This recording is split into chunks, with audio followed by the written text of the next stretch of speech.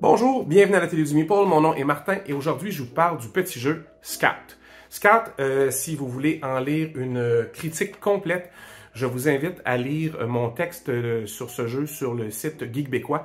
Alors, c'est un petit jeu de levée facile, intéressant et plutôt extraordinaire parce que les cartes peuvent être jouées dans un sens ou dans l'autre. Alors, c'est assez facile à comprendre, mais ça ajoute une petite complexité, c'est-à-dire que vous allez avoir une main de cartes au début, vous devrez décider si vous la jouez dans ce sens-là.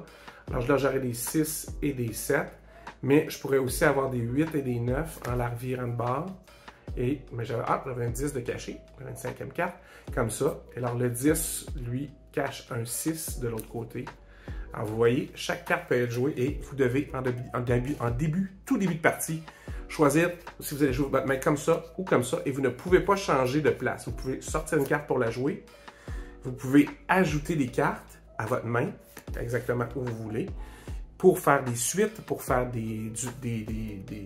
soit du même nombre ou d'un ordre croissant. Alors, des choses comme ça, dans les deux sens, ça fonctionne. C'est un jeu de levée, mais différent. Vous l'essayerez. Alors, on regarde comment c'est organisé, puis on regarde la petite intervention pour l'améliorer.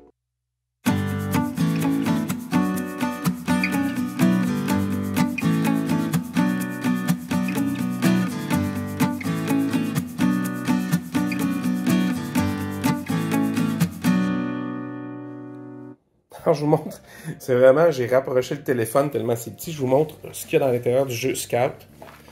Alors, c'est vraiment pas grand-chose. C'est une toute petite boîte avec des jetons argent, si vous voulez. Ils sont rectangulaires. Alors, il y en a quand même, vos cartes valent de l'argent jusqu'à ce que vous les échangez à la fin de round. Et il y a tout plein de petits jetons pointage. Alors évidemment, des jetons en point positif et en point négatif sur un bord comme sur l'autre. Alors vous avez toujours le côté négatif sur un bord, positif sur l'autre. Pour compter le score. Et vous avez les jetons de chaque joueur. Et un jeton premier joueur. Alors c'est assez simple. Vous avez après ça le paquet de cartes. Je le sais, c'est pas grand chose, mais ça va me faire chier, je pense, de à chaque fois séparer les deux sortes de jetons. Alors, je remets ça ici pour vous montrer. Alors, ce que je veux faire, c'est un rangement qui va aller par-dessus les cartes ici, mais qui ne va pas toucher à la boîte, pas à la boîte, mais au jeton ici. Fait que c'est vraiment quelque chose qui a le format des cartes qu'il faut que je fasse. Et quelque chose qui va s'imbriquer juste par-dessus, comme ça, et avec un séparateur. Comme ça, par la suite, je pourrai tout à fait ranger. Puis il y aura une petite boîte ici avec un séparateur dans le milieu. Puis d'un côté, il y aura l'argent. Puis d'un côté, il y aura les points.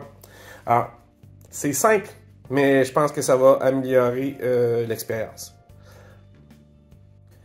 Alors, qu'est-ce que j'ai fait avec Scout? C'est assez simple. Livre d'instructions. Petite boîte. Je vais le tenir avec mes mains comme ça.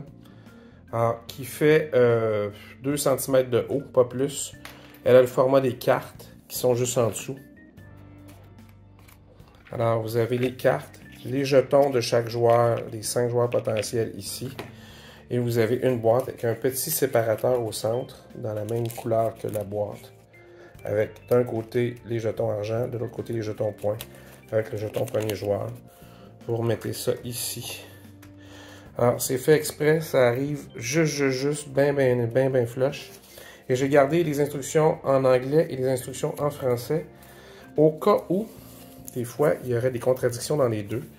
J'ai déjà joué, je sais jouer à Scout, mais quand on veut se référer aux règles, des fois, on a des surprises avec les traductions. Alors, c'est aussi simple que ça. Scout, petite boîte, toute petite, mais un jeu très intéressant. Alors, je l'avais dit, Scout, un petit jeu simple, efficace. Ça ne prenait pas grand-chose. Juste quelque chose pour ne pas passer son temps à démêler en début de partie les jetons. Et voilà, c'est fait. Vous ouvrez le jeu. C'est encore plus vite qu'avant. Pas que c'était long. Hein? On s'entend, là. On a tout pu mettre ça dans le même petit sac ou laisser ça lousse dedans. C'est pas tellement mon genre. Alors, petite intervention. J'espère que ça vous a plu. Alors, je vous invite à l'essayer. C'est des pliages faciles.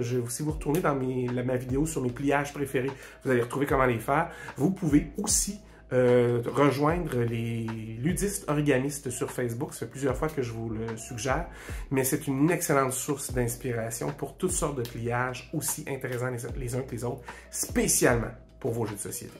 Alors, en attendant, j'espère que vous avez aimé. Si vous vous êtes abonné, n'hésitez pas à sélectionner la petite cloche. Ça va vous dire quand est-ce qu'on va sortir la prochaine vidéo sur l'atelier du Meeple. Si vous avez des commentaires, c'est quoi votre jeu de levée préféré? Moi, je viens de recevoir Sea Salt and Paper. Ça apparaît être un jeu de levée traditionnel, mais j'ai bien hâte de l'essayer. Puis, j'ai pas encore joué à Cat in a Box. Fait que ça aussi, je veux l'essayer. Alors, des petits jeux de levée rapides et intéressants. En attendant, amusez-vous. On se revoit la prochaine fois.